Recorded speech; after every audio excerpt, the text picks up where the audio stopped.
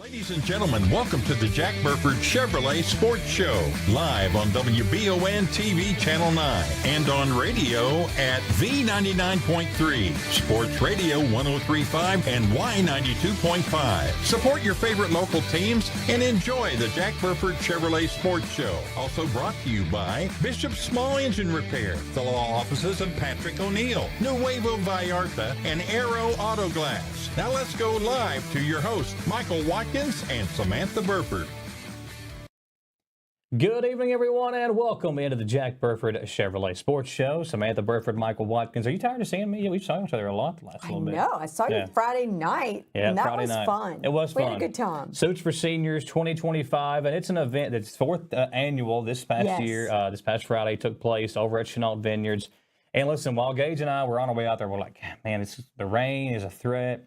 Will that impact it? And it did, I think, a little bit, but when we got there, Chenault Vineyards, by the way, great job of putting this thing on. So beautiful out there. Even the drive out there is incredible. The scenery is always good. Yeah. And keep this in mind, they had last year they had the inside part, and then they had the part outside where you can kind of go out there. That was open. But the rain this year, they had put some kind of like tarp thing over top of it. And like another tent. Yeah, but it was like the fanciest tent I've ever seen in my life. It is beautiful. And another bar out there. Beautiful half round. Yeah, and so then it was just all, and then the food. Did you get steak or chicken? I got the chicken. Yeah. Oh, the steak was incredible. Okay. Like I would go back right now. I didn't have room on my plate to get the big steak. Well, the steak was huge. It was so good too. It would have taken up my whole plate. I guess I could have gotten 2 plates. Oh yeah, look at you got me standing there. But you got to have one hand for your drink too. But and the green beans. Yeah, it was all good. The baked potato. It was all, and just the layout of the buffet. Yeah. And everything was incredible. And I know Kim Davis, Jack Taylor, Chuck Harden put a lot of work into this thing. And kind of allowing Coach Wells this year to kind of take a back seat and him focus on the team. I think he liked that. I think he did too. I think he talked about in his speech that, I didn't have to do a lot. We've started it, and just because 3 years of helping, and now I'm going to take a step back and let the committee do the work. And he talked about like it was, he kind of gave them, this is what I want it to look like, and they just took it and ran with it. Yeah. Yeah. And I really enjoyed walking around looking at all the, not prizes, but the silent auction items. And then I even won a live auction. Oh, did you? Yeah, okay. I was going to town. They said John wasn't there to kind of keep you in line. He wasn't. He wasn't. So I was bidden. What did you win? Or were we going on a trip? It's a Maker's Mark trip. Like the one that you go to Maker's Mark. The tour thing? The tour, you sample. Okay. And they're going to use that Maker's Mark at next year's Suits for Seniors. Oh, yeah. That's pretty cool, man. Yeah. Well, it was a lot of fun, and the live music was great. And during our broadcast, we got to talk to several, former colonels, guys that have went through the Suits for Seniors, guys that really love the program. We spoke with Chuck Harden about NIL and things like that with the Maroon Fund. But honestly, I loved getting the chance to speak with Dakota Allen, who now currently works at Jack Burford Chevrolet, and Ryan Jackson, who just graduated this past year. And those two guys went through these Suits for Seniors. They were part of the first couple of events that Coach Walt Willis put together. They've gone through the reverse job fair. They've gone through the getting measured for your tux and having your tuxedo and what it looks like. And so to be able to go through and interview them, that was a lot of fun, getting an inside look at this event. Because we hear about it. We see how successful it is. But to talk to guys who went through it, that was a lot of fun this past week. And both of those guys have big personalities. Yeah, they're fun to talk to. Yeah. They're enthusiastic. They really enjoy the football program at EKU. And they want to give back, which is why they're there. Yeah. And this event just keeps getting bigger and bigger and bigger. Hopefully next year will be the big 5th year. Yeah. So it might even have a bigger kickoff or something. Yeah. So, well, and the spring game took place on Saturday as well. And, hearing from Coach Wells. Worried about the rain. And the rain held off for much of the day. Yeah. Thank goodness. But hearing from Coach Wells, he talked about how his team played. It ended up in a 42-42 tie. Obviously, they take the first half much more serious. But Coach Kidd was going to be kind of vanilla. He didn't want to show a whole lot. In case there was some scouts out there. I think you're worried, scouts might be there for, see who your quarterback is, because that's a big question mark right now for this team. It's very similar to last season. Yes, we were waiting until the last second to go, which quarterback are we playing? Yeah, and they've got some options this year. Lambert, I think, looked good in the spring game. There were some other guys that played well. And, you know, the thing about the spring game, too, and looking back, so they had 3 scrimmages ending with the spring game. There were a lot of different names that stuck out during this, you know, the spring practices and everything. And going through those other 2 scrimmages, you know, Brady Hensley, Jaden West, just different guys that we're familiar with. Local. There were a lot of names that were popping up in those, like, you know, game recaps that they do on EKUsports.com. They got into the spring game. Like, they've done their time. They're not freshmen anymore, so you hope that they'll get to see some play in action. And I think they will. I think they will, too. And this is the thing, too. This is a deep team. You know, Coach Wells has done a great job of recruiting, and, you know, we spoke to him a few weeks ago. He still wants to, while he's done a good job in the portal, he still wants to get those freshmen coming in, because that's how you build your team. If you can get those kids to come and grind it out, you know, don't be give me 1 year, and if you don't play, you leave. Grind it out, stick it out, be loyal, and then that'll pay off. Because one thing that I've loved about EKU, the program, the last 3, 4, 5 years, the loyalty from some of these guys like Dakota Allen, like Ryan Jackson, Parker McKinney, Shane Burks, Tucker Schroeder, Peyton Collins, Josiah Isram, Mike Smith Jr. I mean, the list goes on and on and on. He signed, yeah. We'll talk about that here in a minute too. But just Dallas, these right? names, exactly, But the names of all these guys that could have left, that stuck it out and helped build this program up, 2 postseason appearances the last 3 years, what they have helped build, and talking to Ryan and talking to Dakota Allen about that was really cool, because I think that's why Coach Wells wants to recruit these freshmen, because when they become juniors and seniors, it just means more to them, because you're going out there and competing for a jersey you've worn for 3 or 4 or 5 years now. Well, and as we know, and everyone else knows, it's very changing day to day. You never know. If your big buddy leaves, you may be like, you know what? I don't think this is for me anymore. Or the grass is always greener. The grass is always greener with all of the transfer portals and the NILs. For these student athletes to stay loyal to EKU and the program shows how much they admire the coaches, trust the coaches, and building not only the team, but their brand. Yeah. And I think a lot of that speaks to Coach Wells. Because he's the top. He's a great salesman. He's very loyal to you, and that was one of the things. And he loves these kids. Oh, yeah, and exactly. I can't call them kids. Players. Yeah. Well, and that was one of the things, too. When I asked Dakota Allen, kids. I said, you know, Dak, you know, when you look back at your time with Coach Wells, you know, Coach seems like he can cut up with you. He's great to talk to, but he's also really good at knowing when to flip that switch and to kind of get on you a little bit and know when to push you to your limits, maybe ease up some. Yeah. That's why I think Coach Walt Wells is special. I do. And, you know, we always love having him on the program. Yeah. So, Coach Wells, we welcome you anytime. I think he knows he's got an open invite. You just let us know when you're ready to come on and talk to us. And I'm looking forward to, you know, he's got a new coach this season, so we're looking forward to possibly interviewing him so that we can, you know, kind of get philosophy some of his... and that type of thing. Right, and his background and what he expects from his line this year. Well, before we go to our first commercial break and come back with some of these interviews, talk about Mike Smith Jr. signing to play with Dallas Cowboys. Big deal. We were hoping that a couple of these guys would get drafted, but, you know, Mike Smith Jr. signing with the Cowboys, that's a big deal. I mean, that's a team that obviously very well ran in the past, and they've got a lot of big names that have come through their ranks.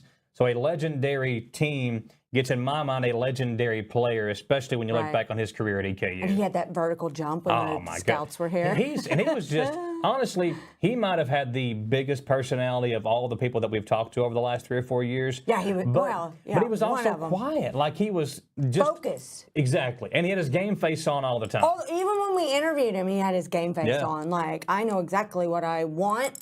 This is my goal. And he was direct.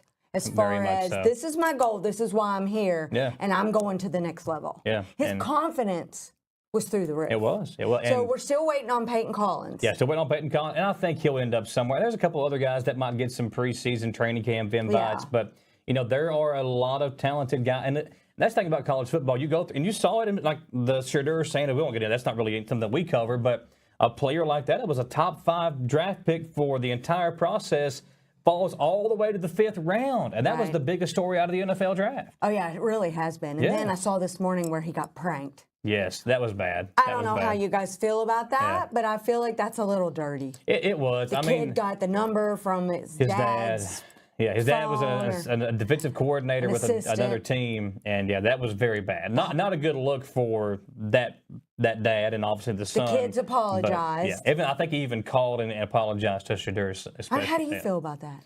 I mean, I think karma can come back and get you. So I'm not. And listen, the 5th round draft pick for Shedeur, that could be karma enough.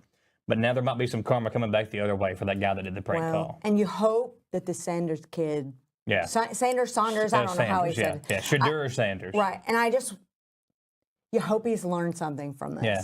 That he's going to be a little more humble. And can use it as motivation. A little more humble. Yeah. And you got to be graceful about your confidence. But your humility too. That's what I was getting ready to say. Have some humility to you, no matter how good you are. There's always, and I think because obviously he thinks he's the best quarterback ever. Exactly. Yeah. And this could be something that could just be the downfall of his career, or this could be something that motivates him. I mean, you look at what Tom Brady did. He was a 7th round draft pick or whatever, and turned that into a great career because he was just continuing to remember that every game and turned it into motivation. Sanders can do that too. Well, and he's got the people and his dad that have always been telling him, you're the best, you're the best, you're the best.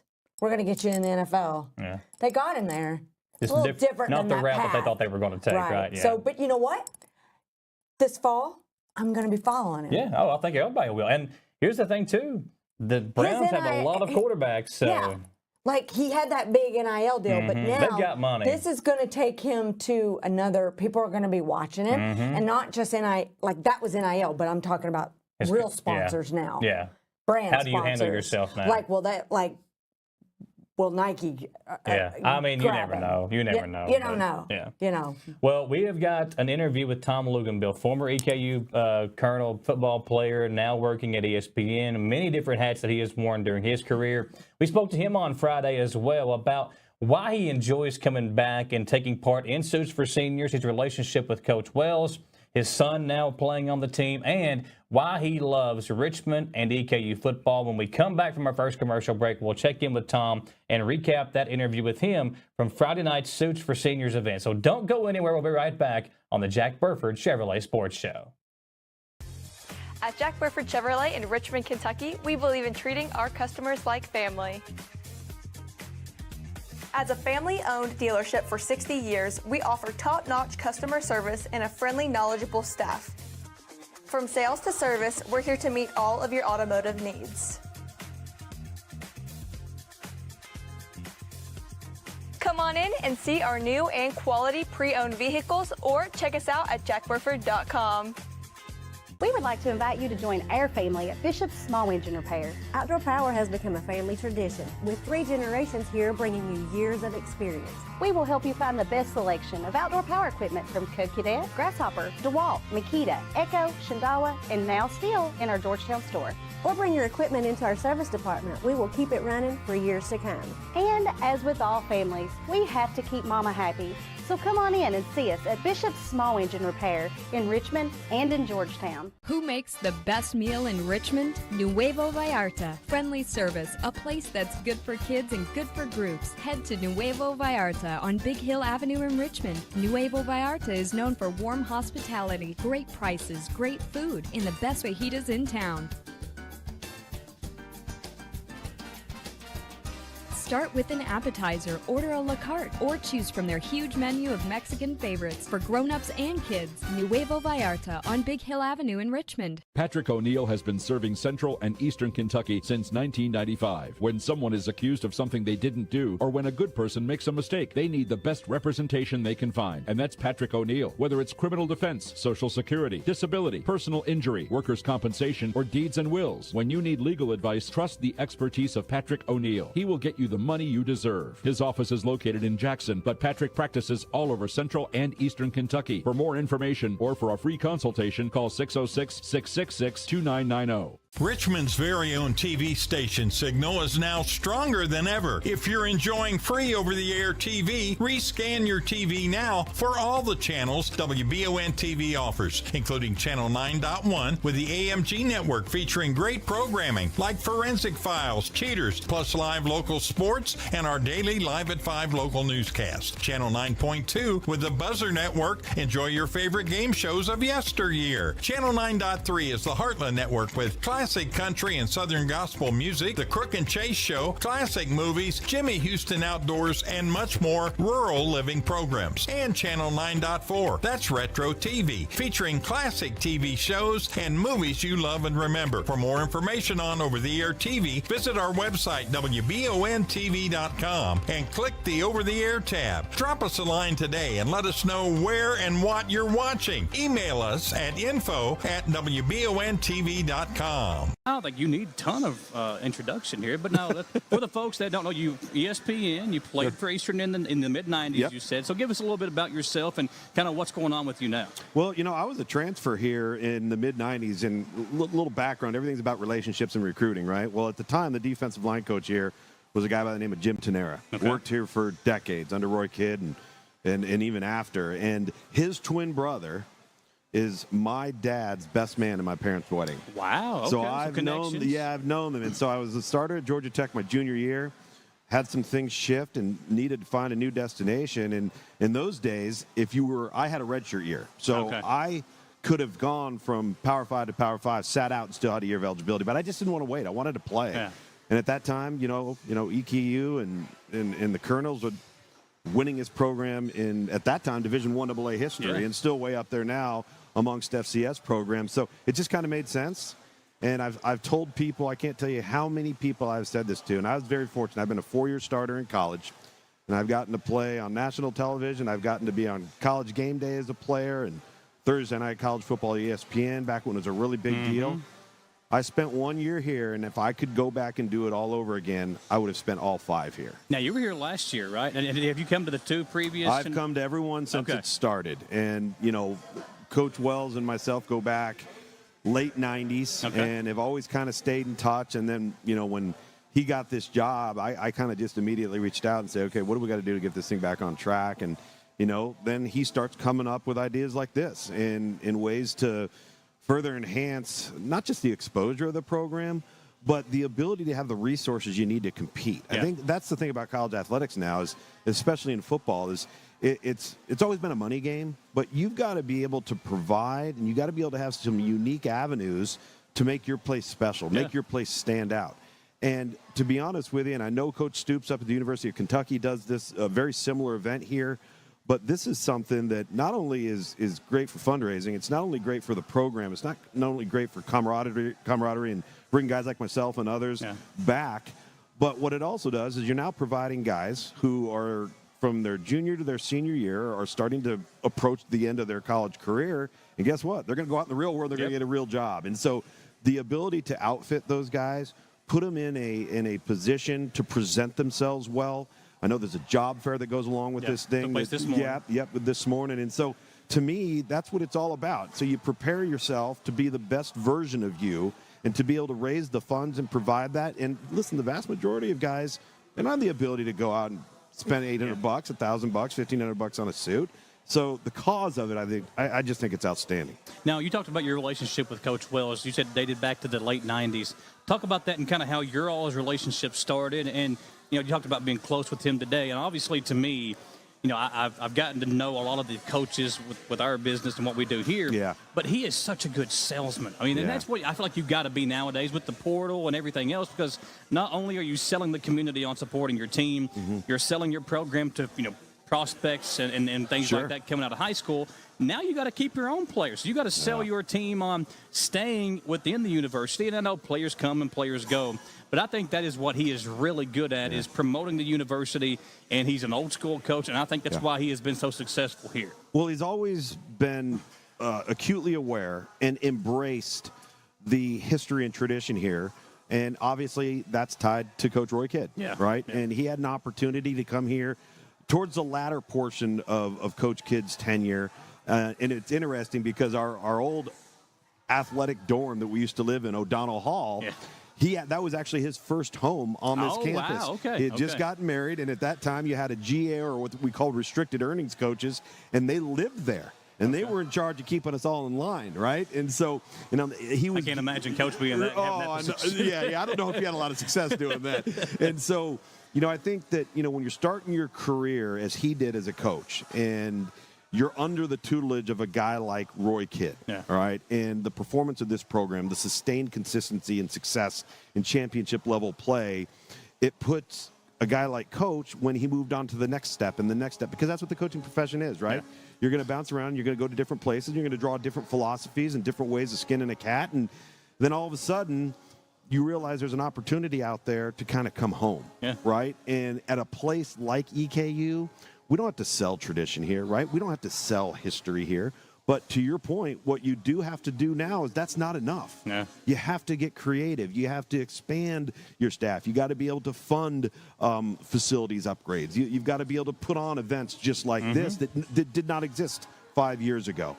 And so I think, I've always appreciated how much stock he's put into this program because he knows how much it means to so many people. Yeah. And I'm somebody that got to play her 1 year. As I told you, I wish I could have played all 5. My son is named after my starting center here at EKU. Wow, right? Okay. Who was the best man in my wedding. I mean, so I have a very, very soft spot in my heart for this place as a program. I want to see it succeed. Obviously, whenever we can do anything to help promote this program, I know I speak for lots of other guys, we're going to do it. Because we want to see this program getting back to quarterfinal appearances, semifinal appearances, and it's doable. And they took a big step last year. To me, I think that he's embraced and understands what it takes. Of course, are there challenges? Yes, there are. More so now in college athletics, not just college football, than there has ever been in the last 45 years. Yeah, it's a challenge. You talked about, so your position now, you work at ESPN. Talk about kind of what you do there and kind of how maybe EKU helps set you up for that role that you're in now. Well, it's interesting. I kind of took a different path. I was a sociology major with a business management minor and a sports administration master's degree, and I spent my first 10, 11 years in professional life in the coaching and scouting profession. I never had any intention to get into broadcast media.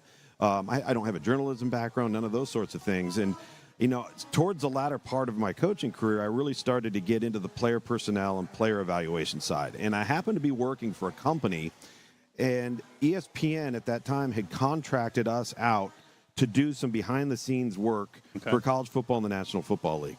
Nothing on air, nothing related to that. It was behind-the-scenes advanced scouting work that we would provide for, at the time, people who were on air. Okay. Well, after doing this for a couple of years, myself and a handful of others, one of them was Todd McShay. We were all working together. This would have been in 2004.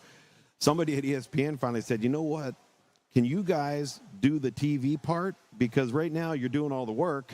Yeah. And if you can present it, it could be a great opportunity. And so I ended up coming on board late winter of 2004, early 2005. So I'm just completing my 20th year at ESPN. And then things just kind of developed into something that I never saw coming. Just an interesting path. But I had a background as the son of a college coach. I had a background as a player. I had a background in scouting, and I had a background in coaching. So from an analysis standpoint, you got it all. I was able to bring some things. And then, obviously, when you're in this world, you got to be able to present. You've got to be able to obviously be on your game, know your stuff, cover the sport inside and out. And so that started for me with the coverage of recruiting and player evaluation, which then led into carrying over into college football, which is now morphed into, doing NFL draft stuff. I broadcast the UFL and spring professional football. I have the last 4 years. And so, you just try to wear as many hats as you can. And I tell guys all the time, and it's this way in football, like if there's a player that you're recruiting and you're evaluating and he plays 3 different sports in 2 different positions, and you're looking at him and another guy that doesn't play any other sports and he plays one position, guess which guy you're taking, right? And that's how I've kind of always looked at my career. And so I Jack of all trades. That's the whole thing. And I had an older coach tell me one time, he said, listen, you need to decide something. You're going to start a family. You don't have kids yet. You just got married. Actually, I was engaged at the time. And he said, if you can do something else outside of the coaching profession, you might want to think long and hard about doing it because it's very difficult on you. Yeah. It's pressure-packed. It's very difficult on the family. Traveling and all of it. Yeah. I mean, it's a lot. And the families that get involved in it need to be able to accept that, right? And it's hard. He goes, but if you find that you can't live without it and you have to do it, then you better do it because you won't be happy doing anything else. Well, and I found out the happy medium for me was I didn't have to be on the field or on the coaching side of it. I found out, and I put myself through about 6 months of saying, okay, you're working out of your home.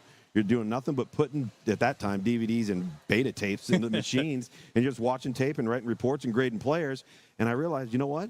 I'm good with this. I could do this. And then it provides a more stability, the ability to be around your children more. And still keeps you involved in the game. Keeps you involved in the game. And then the broadcasting thing was just icing on the cake. Yeah. And so you talked about being at ESPN now, and obviously we're in the heart of the NFL draft going on tonight.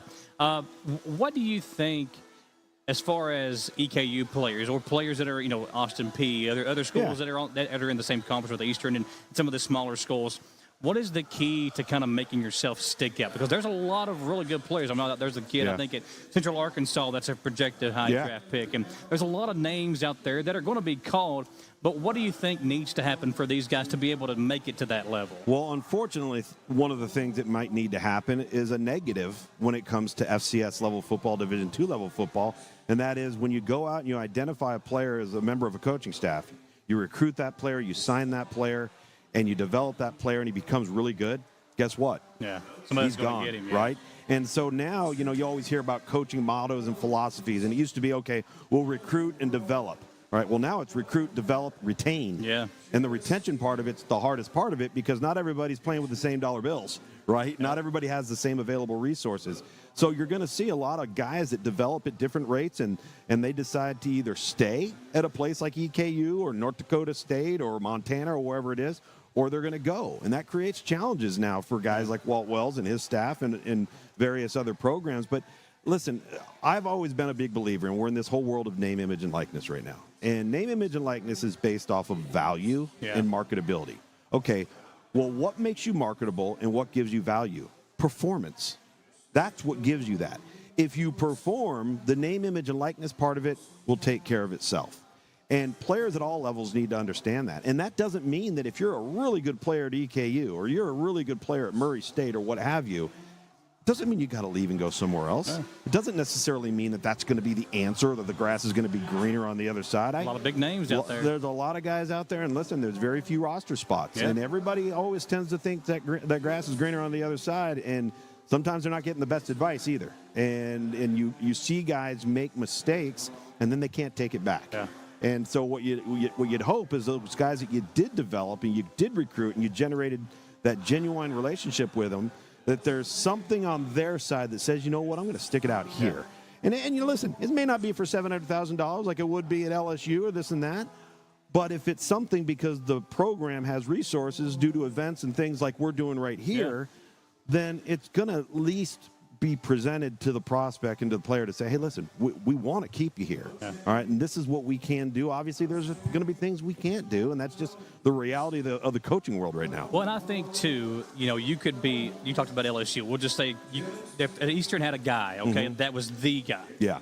You can go down, and again, the history of this program, all the things that have happened with EKU football in the past – you could be a legend here or go just be another guy at LSU. No, absolutely. There are, and that's what I think as fans, we got to try to support these players and come out to events like this.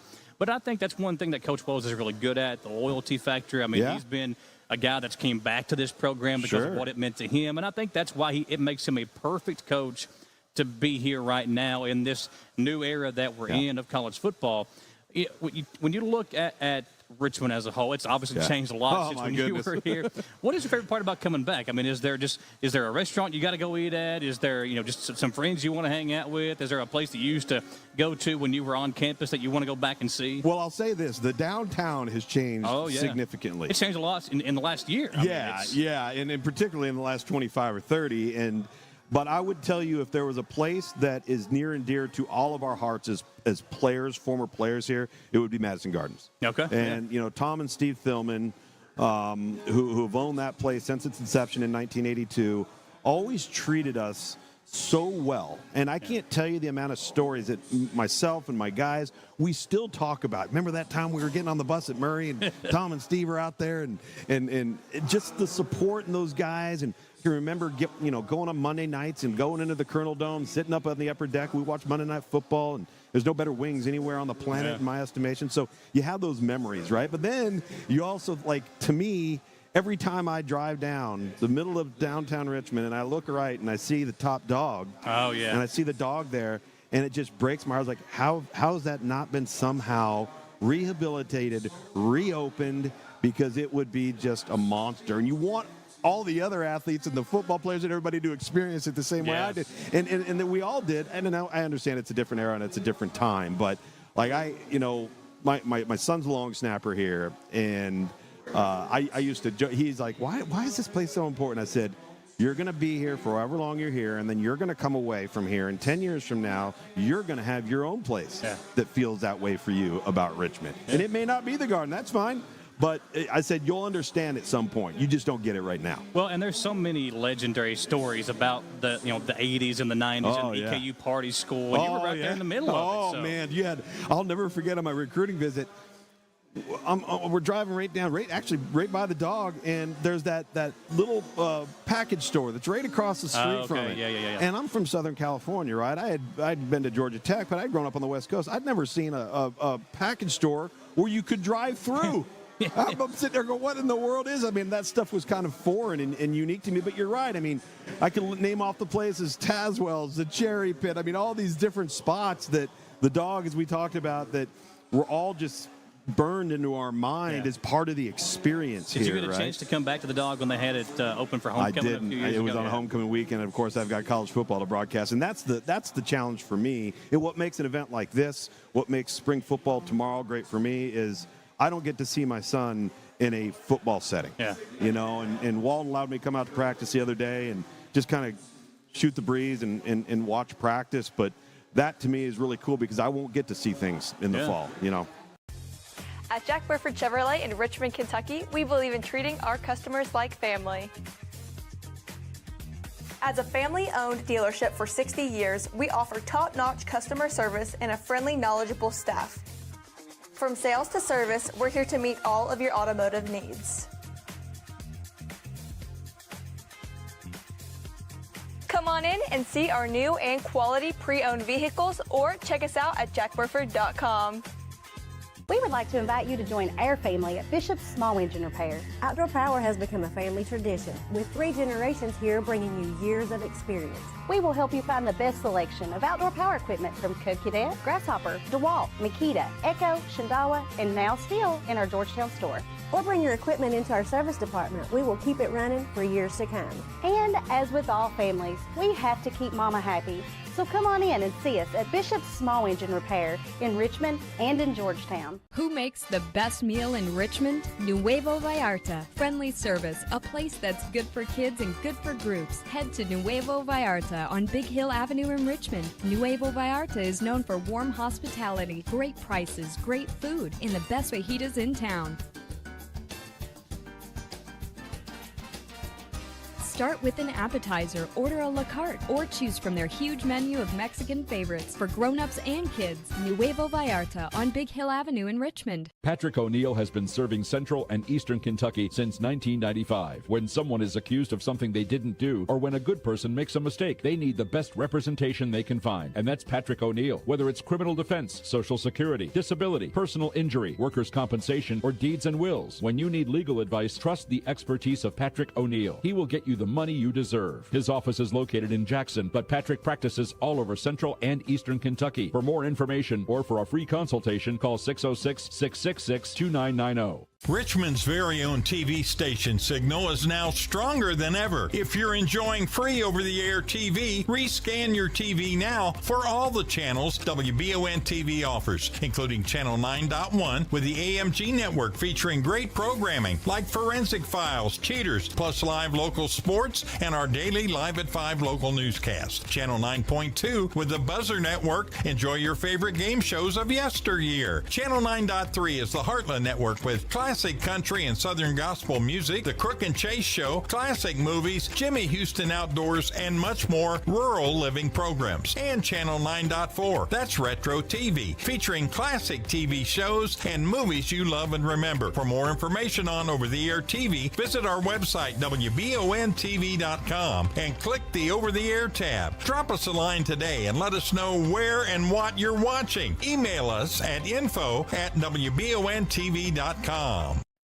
Back here on the Jack Burford Chevrolet Sports Show. If you missed any of the interview portion or the live stream that we did Friday night from Suits for Seniors, you can go back right now and watch that on the WBON TV Facebook page or on the YouTube channel and see all the interviews that we did Friday night, including the one with Coach Wells as well. But Samantha got a big week ahead of us. Tomorrow night we're doing Madison Southern versus Madison Central softball.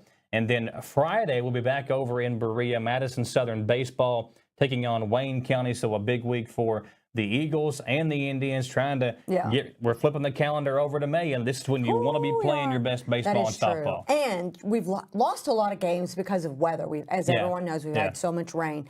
51% chance of rain on Friday. So hopefully they'll get that game in because some of our teams really haven't played a lot. They started late. You know what's crazy? And Coach McNew, we'll talk to him in just a minute about this, but the season goes by so quick. Yeah, I was looking it up. There's only like 12 games left in the regular season for Southern. And probably at least, I would say, a quarter of those get rained out. 3 or 4 of those will get rained out in the next 2-3 weeks. Yeah. So they got a big game today against Danville. Danville's on like a big 4-game winning streak. Yeah, and they're good too. They're really good. They're 17-5. So that's a good team. And then on Wednesday, they play Wolf County. Should they win those two, Coach McNew would be going for his 200th career win when they play Wayne County on Friday, a game that we will be at. So cheering on the Eagles this week, and it would be cool to have that opportunity to have Coach McNew's 200th win on the air come Friday evening. Let's speak to him. I did a phone interview with him earlier today talking about the season, about the team, and what he wants to see from them as we close out the regular season. Here with Coach McNew of the Madison Southern baseball team. And, Coach, kind of making our way through the season. Obviously, it seems like once the games get started, it goes by so quick. And you guys right now kind of in the heart of everything. We're kind of getting ready to flip the calendar over into May. And I feel like this is the time of the year where by now you've got your rotation settled in, you've got your lineup ready to go. Just talk about kind of where you all sit right now, midway through the season, and what you want to see from your guys as you close out this regular season here in the end of the month. Well, we always talk about be great by May, and like you said there, I think the calendar it's getting really close now, and we've dealt with a lot of injuries, trying to get everybody the whole roster fully healthy has been a challenge throughout the year, but it's been good. I think out of our 21 games, I believe we've had 7 one-run losses. So we've been right there in the thick of it. Our record could easily be way different. But, we're fighting through that, and I think that's part of the growth process throughout the year. And you're right, it's a grind for sure.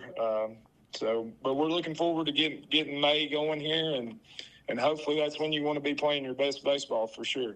You guys have played a lot of, games. You've played a lot of 11th region opponents, but you played some teams out of the 14th region. We've seen some teams from other Central Kentucky parts as well. When you put your schedule together, is that one thing you try to do just to try to, get some competition from other parts of the state? Yeah, I think it's always good to see new faces, and you hear about the Northern Kentucky, and some of it is the relationships. I've been, coaching as a head coach for quite a while now. The years start running together, and you build those relationships with those coaches, like Scott Schweitzer out of Campbell County. Him and I played college baseball together, so it was good to have them come down, try to get up in that area a little bit, the mountain schools. Of course, I'm an old 12th region guy, so all those guys getting to play those guys like we're going to Danville this evening. We play Bull and Lincoln and Wayne and a lot of teams out of the 12th. But it's good for the kids to get to see what else is out there across the state as well.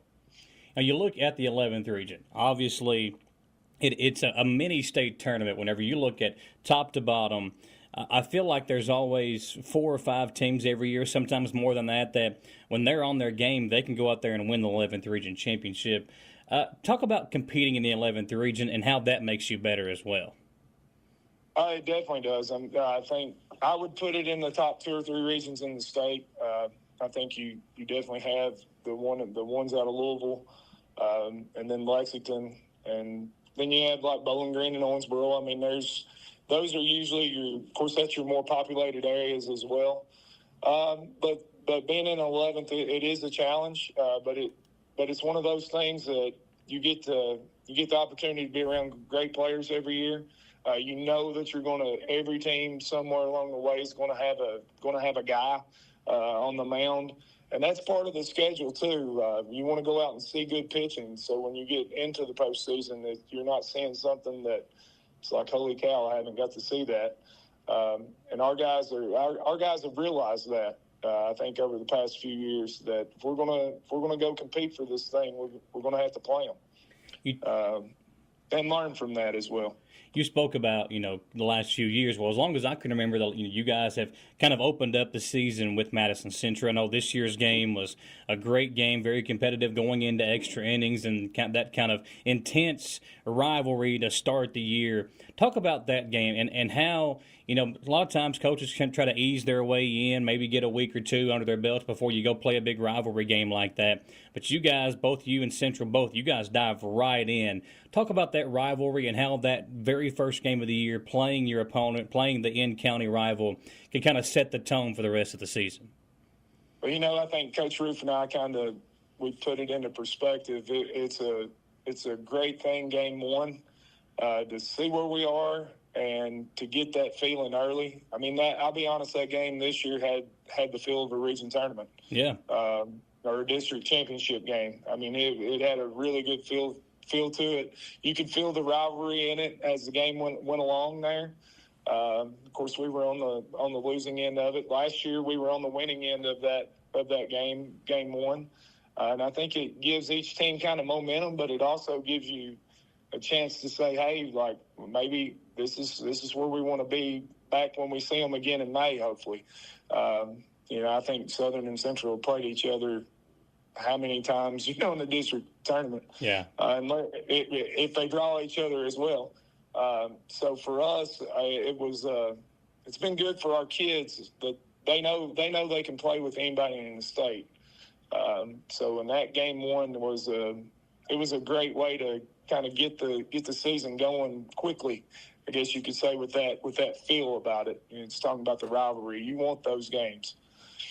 Let's talk about Preston Williams. We were talking before we started recording about just, him coming back out to play baseball. And just, the last few years, that's a name that Madison Southern sports fans, no matter what the sport is, really, they're going to remember because of his impact at the school. This year, he's batting .426, got 26 hits, 3 home runs. And to me, the most impressive stat about him, he's 7 of 8 in stolen base attempts. So, that just shows what kind of athlete he really is.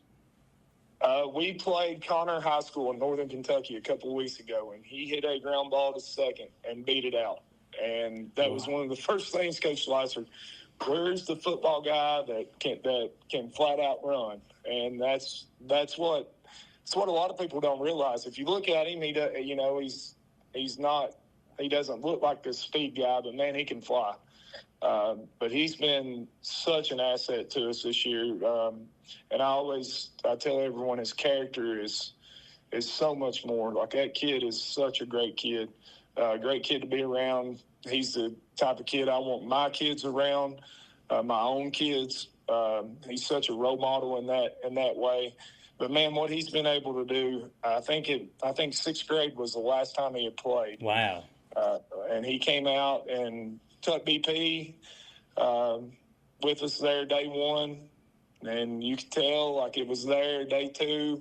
Our softball girls, where they parked their cars there in right center field, they had to move them back a little bit. Kid's got a special swing on him, and he's just a special person. Absolutely love him. He's been such an asset for us. When you look at your pitching staff, you've got 3 or 4 guys there that you can kind of throw in and make an impact. But Trey Helton's pitched well for you, Jordan Dunaway, Aaron Short. You've got some other guys, Colston Cornett and Lucas Singer, that have made some starts throughout the season. How do you feel about your pitching staff as we kind of flip the calendar here into May and get ready for the postseason? How do you feel about your pitching staff, and what do you want to see from them specifically to kind of give you an idea? Okay, well, this is kind of set this rotation up for a postseason run. Well, the good news is that we've had a lot of guys that have pitched in some pressure situations. Trey and Lucas, of course, were the two that come back that really had experience for us. But the rest of these guys, man, they've grown so much throughout the year. And we just ask them to give us a chance, and throw outs. I mean, that's probably the biggest thing of the growth process right now is you don't have to throw a perfect pitch. You just have to throw a competitive pitch and give us a chance at the end of the game to have a chance to win the game. Keep us in it. And hopefully there by the 7th inning, we've got a chance to win, or we're ahead and we can finish one out. When you look at your team, what is going to be the biggest key for you guys to make that postseason run? Leadership and belief. I think that's probably the biggest thing that's starting to change. They're starting to believe that they can win any day now. It's not about the name across the chest that you're playing across the field from you. We got to take care of us. And leadership within that senior group, I think those guys are realizing that their time's coming to an end, and I think they're ready to make a run at it and kind of leave their footprint on this program as they leave out. At Jack Burford Chevrolet in Richmond, Kentucky, we believe in treating our customers like family. As a family-owned dealership for 60 years, we offer top-notch customer service and a friendly, knowledgeable staff. From sales to service, we're here to meet all of your automotive needs. Come on in and see our new and quality pre-owned vehicles, or check us out at jackburford.com. We would like to invite you to join our family at Bishop's Small Engine Repair. Outdoor Power has become a family tradition, with 3 generations here bringing you years of experience. We will help you find the best selection of outdoor power equipment from Code Cadet, Grasshopper, DeWalt, Makita, Echo, Shindawa, and now still in our Georgetown store. Or bring your equipment into our service department. We will keep it running for years to come. And as with all families, we have to keep Mama happy. So come on in and see us at Bishop's Small Engine Repair in Richmond and in Georgetown. Who makes the best meal in Richmond? Nuevo Vallarta. Friendly service, a place that's good for kids and good for groups. Head to Nuevo Vallarta on Big Hill Avenue in Richmond. Nuevo Vallarta is known for warm hospitality, great prices, great food, and the best fajitas in town.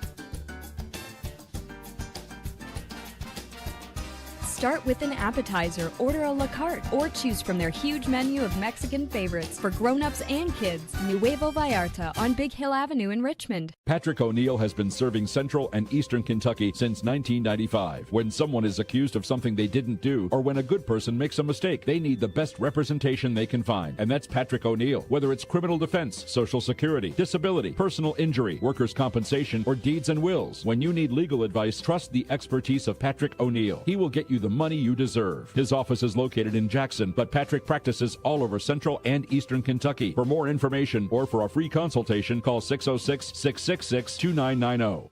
Back here to wrap things up on the Jack Burford Chevrolet Sports Show. Samantha and Michael here with you. Hope you've had a great weekend. It's starting to warm up now. The weather was great this past weekend. There was some rain Friday night, but Saturday you had the Duck Derby for Madison County Special Olympics. That's you had right. the spring game for EKU, a good day Sunday weather-wise. And now, again, we're about to flip that calendar over to May. And it's graduation season, district and regular region softball, tournament, baseball, softball. tennis. So, yeah. Everything's getting ready to wrap archery's got up. their national and state tournaments coming up here soon, too. We just had them on last week. But it's a good time, or it's never a bad time to talk basketball.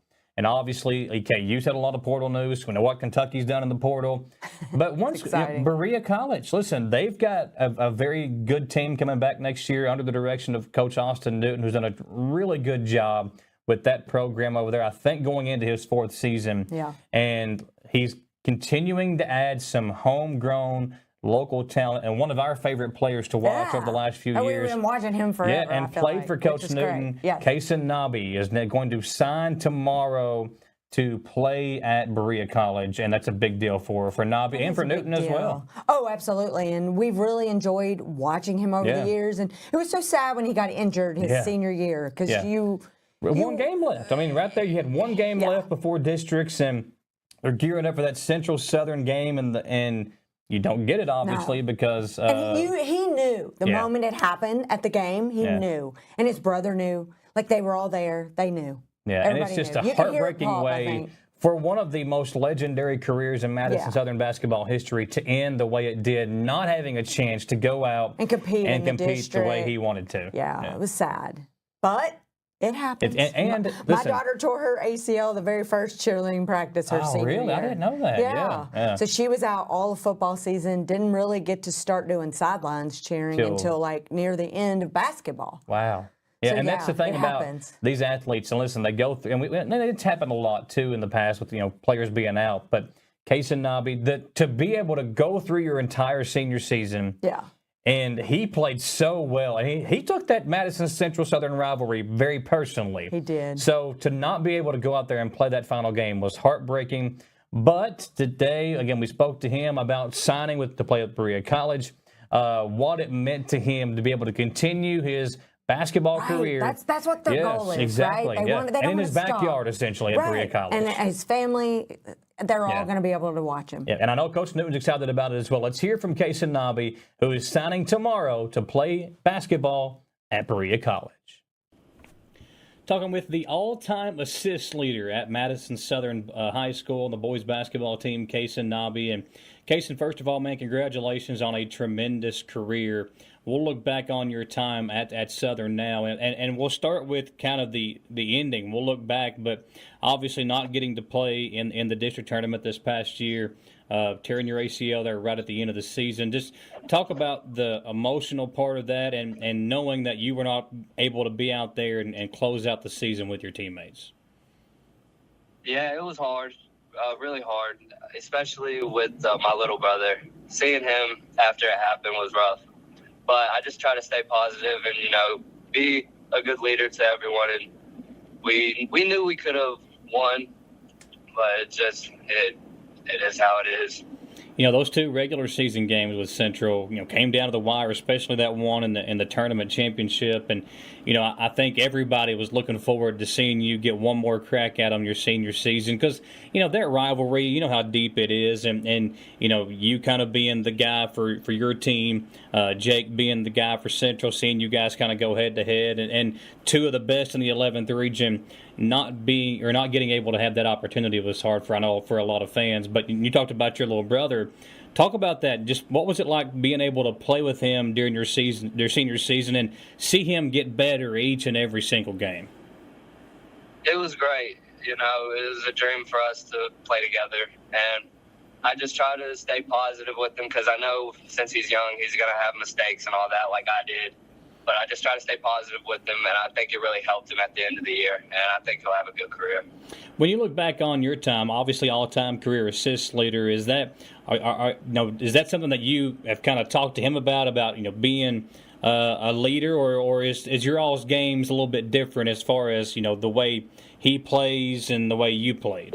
I think our games are different, but with the team that he's going to have, I feel like he's going to have to kind of get into the role that I did. So I just told him that, you got to be a point guard. He's never really been one. So I think this year, kind of just watching me, I think will help him become like a better leader in the long run. When you look back at your time playing with, the Hudson Twins and Jay Rose, it was very interesting to see you go from being more of a distributor, your sophomore and junior season, to then becoming the guy, doing a little bit of everything, but especially carrying the offensive scoring load your senior season. What was those discussions like with Coach Wright between your junior and senior season to know that, okay, this year I'm expected to do a little bit more than I did the last couple of seasons? Yeah, we knew what was expected. We were losing a lot of our main pieces, and we were going to have a young squad. And with the experience that I had, I knew that I just had to be that guy like we had Jay and the Hudsons be. And with them, I didn't really have to. I just had to really give them the ball and let them work. Like, Jay was really good at scoring, so were the Hudsons. And I learned from them on how to do everything like that. And I feel like it really helped me learn a lot about myself and what I could do during my senior year. How difficult was it during your time at Southern, because you had 3 coaches in 4 years. How hard was that on you as a player, especially a point guard, because you've got to learn the plays, you got to make sure your teammates are in the right spot. So was that hard for you, having different systems 3 out of the 4 years that you were at Southern?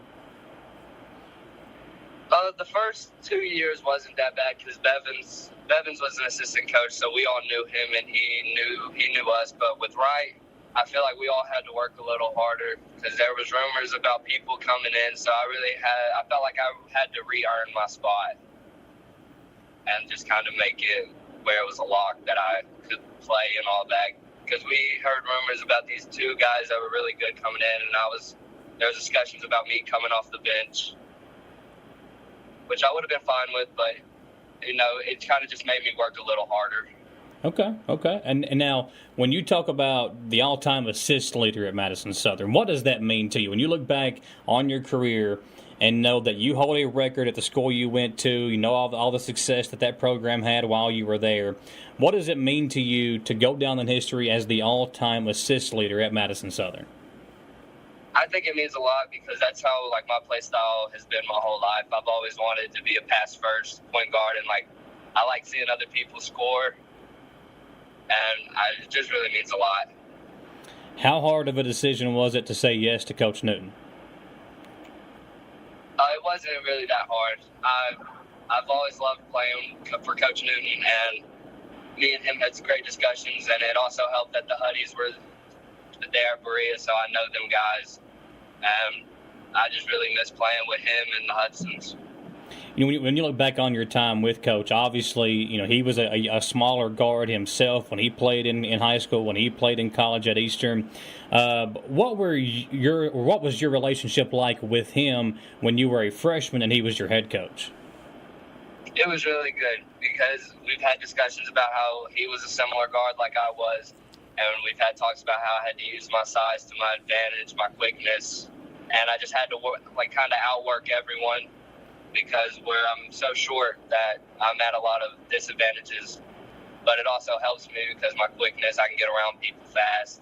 And that's what our conversations were like. It was just kind of getting my mindset right for that season and how I'd have to work a lot harder. What has he told you kind of what he expects your role to be whenever you come into the team this upcoming year? Basically the same thing that it was in high school, to be a pass first. I think since he knows I can score a little bit, he wants me to score some. But I feel like it'd be good just getting back into the pass first role and just being kind of a more all around player. Thanks to Case Nabi for that great interview, and looking forward to seeing him play at the next level. Before we go off the air, we do want to say a special thank you to all of our great sponsors. Of course, right now, Jack Burford Chevrolet, a great event going on. You want to go over there and check out some spring items on sale. And listen, if you're heading into the spring, you're like, man, I'm ready to drive something new. They've got some great vehicles over online. And you don't need another vehicle. There's so many good ones over there right now with Jack Burford. My husband's wanting to order me a new Tahoe. Oh, okay. He's waiting on to sell that one. Well, no. Well, here's the thing too. Whenever you travel, the value goes up. Color, and okay. You're being gotta picky. wait until they do the color. Okay. Some weeks you can't order that color. So. Well, there are so many good vehicles over there right now. And here's the thing too. New, used, they've got something for everybody. Yes. Jack Burford Chevrolet on the Eastern Bypass. Go over there and check them out across from Walmart. Or you can check out their entire inventory online. There you go, jackburford.com. Also, a special thank you to Bishop Small Engine Repair. We know mowing season is officially here. It's here. If you are, maybe you're tired of paying somebody else to cut your grass, you want to get you a good, reliable mower. Well, Bishop's has a ton of different options. You can go online to bishopsmallenginerepair.com to check out their inventory as well. But a great way to kind of get your spring and summer started with a new mower courtesy of Bishop's.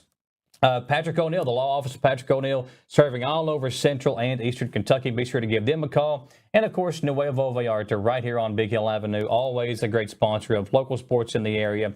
Thank you all for what you're doing, allowing us to look back and recap and preview and talk about the great local athletes, teams, and schools that we have in the area. Yeah, it really is. That's why we do what we do. I mean, it's all about the student athletes. And there's so many good ones. We've talked to a few of them today, obviously. So as we wrap things up here, thanks for watching, folks. Don't forget about tomorrow night's softball game, Madison Central, Madison Southern. Friday's baseball game between the Eagles and taking on Wayne County, another good one there. We'll be so there. Some really exciting weeks coming up with districts and regions right around the corner. We've got the Madison County Sports Hall of Fame. That'll broadcast here on WBON here in the next few weeks. So a lot going on. Thanks for hanging out with us here on another Monday night on WBON TV and the Jack Burford Chevrolet Sports Show.